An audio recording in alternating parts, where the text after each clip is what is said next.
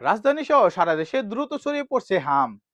স্বাস্থ্য মন্ত্রণালয়ের 1 এপ্রিলের হিসেবে সারা দেশে 764 জন হাম শনাক্ত হওয়া রোগী চিকিৎসা নিচ্ছে, যাদের মধ্যে 245 জন ঢাকার বিভিন্ন হাসপাতালে আছে।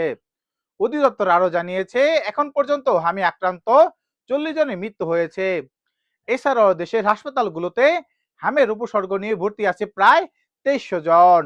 চাঁপাইনবাবগঞ্জ 250 শয্যা বিশিষ্ট জেনারেল হাসপাতালে গত 24 ঘন্টায় আরো 27 জন হামের লক্ষণ নিয়ে ভর্তি আছে। এখানে মোট রোগীর সংখ্যা 67 জন। গাজীপুর শহীদ তাজউদ্দিন আহমেদ মেডিকেল কলেজ হাসপাতালে 27 জন শিশু চিকিৎসাধীন আছে। গুরুতর একজনকে ঢাকায় স্থানান্তর করা হয়েছে।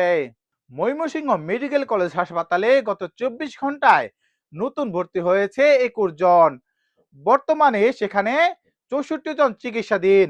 হাসপাতাল কর্তৃপক্ষ জানিয়েছে, আইসোলেশন ওয়ার্ডে সব ধরনের ওষুধ, অক্সিজেন ও প্রয়োজনীয় সরঞ্জাম সরবরাহ করা হচ্ছে। নেত্রকোনা সদর হাসপাতালে 14 জন হামের উপসর্গ নিয়ে রোগী ভর্তি হয়েছে। এদের মধ্যে 9 জন প্রাপ্তবয়স্ক ও 5 জন শিশু রয়েছে। এছাড়াও যশোর, গাইবান্ধা ও পটুয়াখালী সহ সারা দেশে হামের প্রাদুর্ভাব দেখা দিয়েছে।